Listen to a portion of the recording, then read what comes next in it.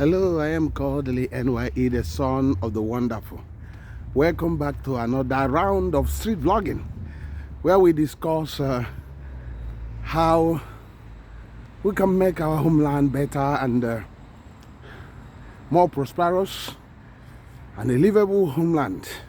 This is a homeland pro-homeland channel where we discuss the activities and where we innovate, educate, and also entertain. Thank you for always coming by to watch our videos. I do read all your comments. Because of our busy schedule, have not been able to respond to a lot of the comments, but in all distant time we will be responding. But we'll be doing also a vlog on the comments left behind, and don't worry about our tenacity to do justice to all your comments. Remember to like, comment, and share, and subscribe. I'm still Kodili-nye, the son of the wonderful. So we are going to begin to discuss about the hardship and what people are facing in terms of shortage of educational institutions from all levels in the Onitsha metropolitan city. Quite a lot of people has been discussing how they find it hard to register their loved ones or their people in the schools around Onitsha metro. And when some of them were asked why, they said there are a lot of people sending their children home to study because of the booming educational industry in Anambra State and Anibo of Nigeria. So, and but the problem they are facing is that the capacity to absorb that huge people influx is not there at the moment, and they wonder why the government and the people has not taken opportunity to really, tap in this industry that is not only booming, that is like Nigeria capital of qualitative education area. So that's what we are going to discuss today, because we say what others doesn't say. We are not just doing vlogging, we are also bringing ideas on how to improve things and get things in order. So, when we talk about Onitsha Metro, we are not talking about Onitsha, the little tiny Onitsha town. We are talking about almost 5 local governments: Onitsha North, Onitsha South, Obaru, Idemili North, and also Oyi, part of Oyi local government. So that's what we are talking about. So this area has huge population, not just huge population, but because of the performance of the education in the homeland.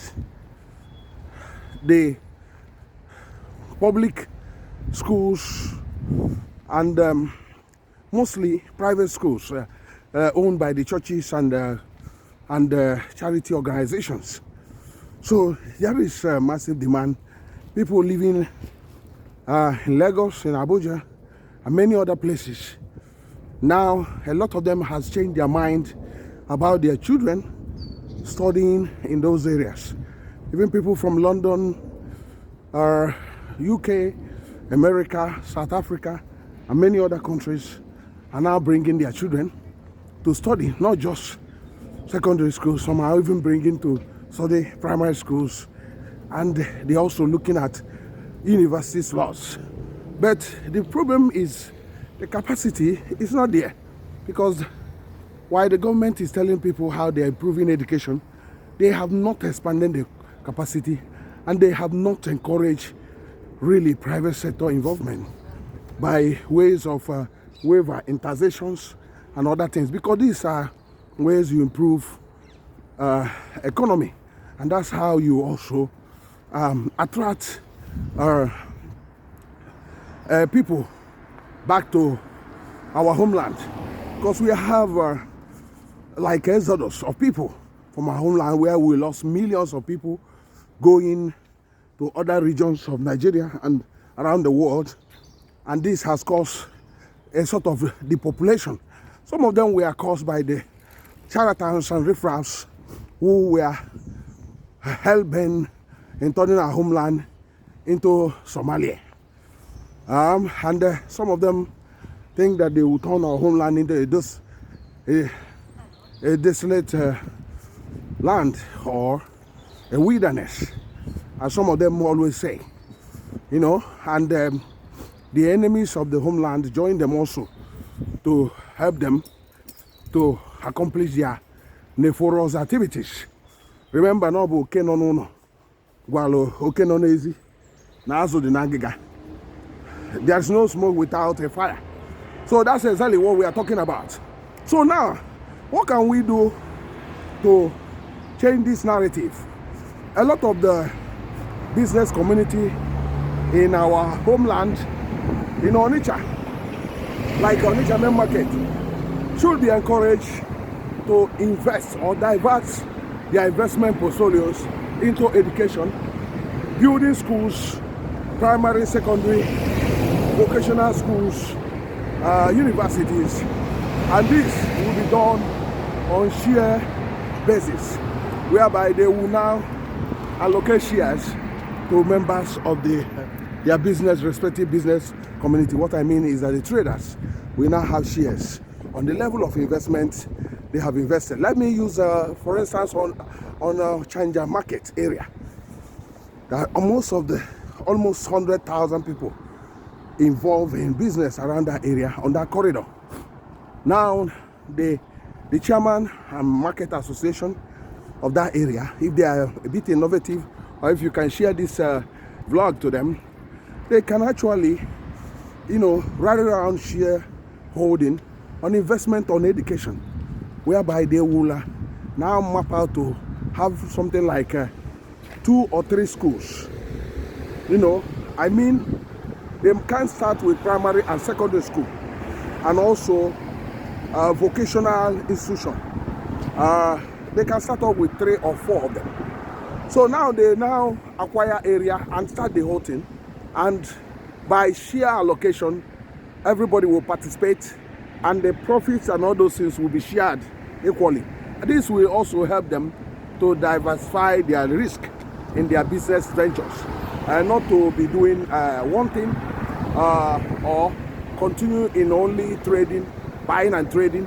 By so doing, they will diversify. And some of them were university graduates. Some of those traders were also university graduates. They can also involve in teaching and have a better job.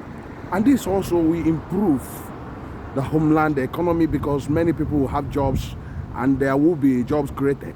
These are things I'll be thinking that the government will be encouraging and also giving samples of this.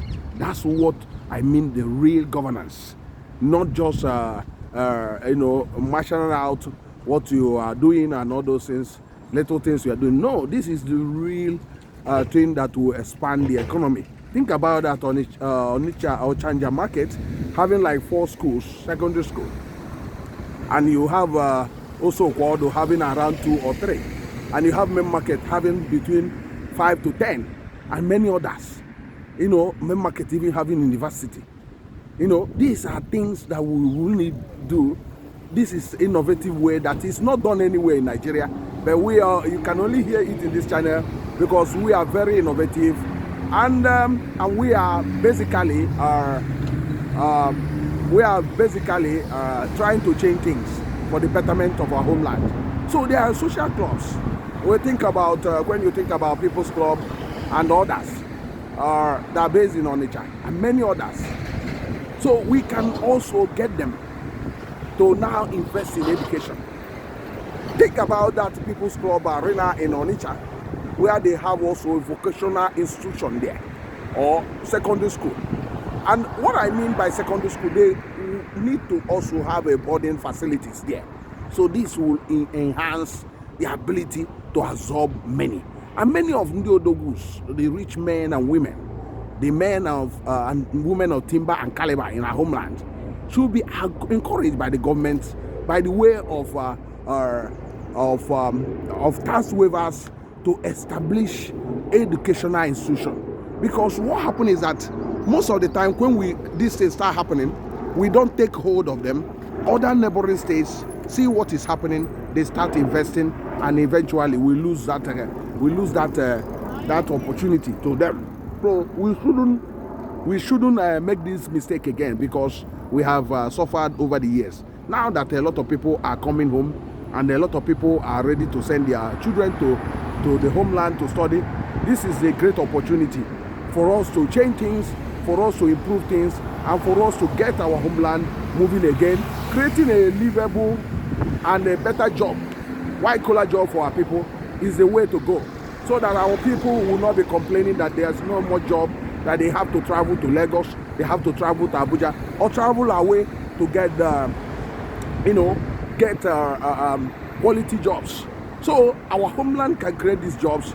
These jobs can be created in our homeland for sure, and we can also change things. We can also retain our population, and we can be productive by doing this. This is the way to go.